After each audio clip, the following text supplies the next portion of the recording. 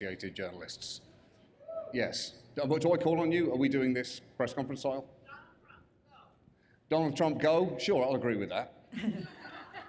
Yep. Angela Bishop from Network 10 Australia. Yes, do you remember last year? Yes, I do, with the Tony Abbott thing, and Yeah, yes. and I said, hey, but you guys are about to have Donald Trump, and you said that won't happen. Well, let's give us a chance, have some faith, Angela.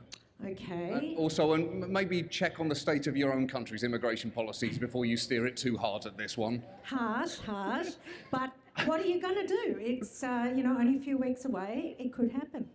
Yeah, what am I personally going to do about it? Donald Trump wins, yes. What am I personally... Well, I can't vote. No. I'm on a green card, so I'm experiencing taxation without representation, which was annoying when we inflicted it on them. Now I get it. Well, I'm not really involved in this. I don't get a vote, Angela. But you do get to comment. Well, I do get to comment because of, that's right, freedom of speech. So I'm sure I will comment at length over the next 2 months as we dance on the lip of a volcano. Thank you very much. Yeah.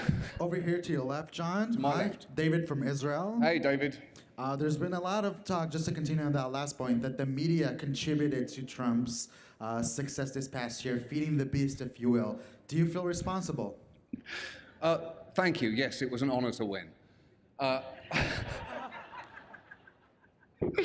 Do I feel responsible for Trump? The short answer to that is no, and the slightly longer answer is no, of course I fucking don't. Yeah. Hi, John. Congratulations on your win. Thank you, David. That's how it's done. That's basic human politeness. Exactly. And I want to say I really love your show. And so what I wonder is, have you gotten some great material that you'll be adding into next week's show, just from this evening, perhaps just from this room? From this week's? What? Well, from that room, I thought Beyonce was going to be here, and I saw a seating chart, and I was supposed to be sitting 2 rows behind her. So all I've really been thinking about for the last 48 hours is I'm going to be able to look at Beyonce's head for 4 hours, and she hasn't turned up. So this is nice, but this evening generally has a sense of loss in it for me. I was going to just stare at the back of her head and experience happiness in a form that I probably haven't felt before. But probably wisely for Yonce, she's given this evening a pass. Hi, over here in the front.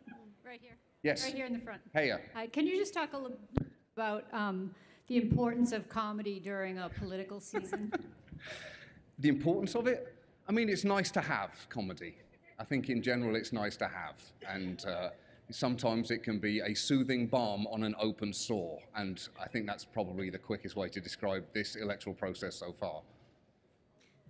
Yes. Hi, over here. Hello. Congratulations on the win. Thank you. I'm a huge fan of the show. Thank you. How does it feel to win? Pretty weird, to be honest. I didn't think we were going to win, partly because I'm British, so I don't anticipate success in my future at any point, and partly because there was no cameras pointed at us, so I wasn't really mentally prepared to win, emotionally or physically. But I'm glad we did. I'm very happy we did. Our staff works really hard, and we really did fly our entire staff here, so I think we've left them unsupervised in that room. I don't know what's happening in there, and I'd like plausible deniability. Congratulations. Thank you. Hello. Do you think your British perspective has somehow given you a twist that's made your comedy catch on or make us Maybe. Able, to laugh at things we might not usually laugh at? I think comedians are usually outsiders, so it helps that I'm an outsider as soon as my face makes a sound. But although I've lived here for 10 years and I consider this home, but yeah, comedians are usually outsiders. So my Britishness, the British accent is usually worth about 80% more authority than we actually have. Back in the days of the Empire, it was 100.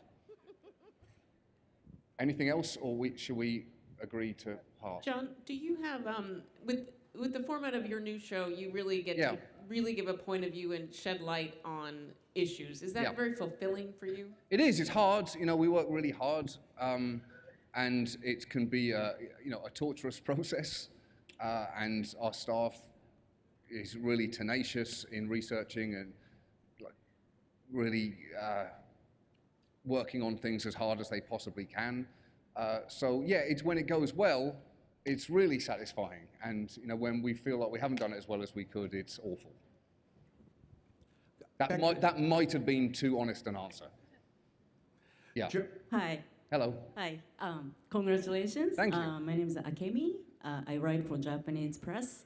I am very curious, like going back to your origin, but like what brought you to America and prompted you to be a comedian here in this country? I systematically failed to be a successful comedian in England. This is, you know, when the Beatles were huge in England and then moved to America to become even bigger, I was the opposite of that. I was fired from every job that I did in England, and I managed to stumble my way into this. So yeah, I was not. No one in Britain knows who I am. They're watching this now, going, "What the fuck is wrong with America?" John, back here. Yeah. Steve Futterman from CBS News. Hey, I want Steve. to ask you a question about responsibility of someone in your situation. What are you responsible for doing, and what are you responsible for not doing? What must you not do in your position right now, or is it just free and open and you can do whatever you want? Well, thank you, Dad. Not that old. Thank you for that lecture on responsibility, Father. Responsibility in what? I don't fully understand that question. You mean as a comedian, you're really only responsible to try your hardest to make people laugh and not to cause too much havoc in the process. I think that's pretty much where it starts and ends as a comedian. Yeah, thank you. And thank you.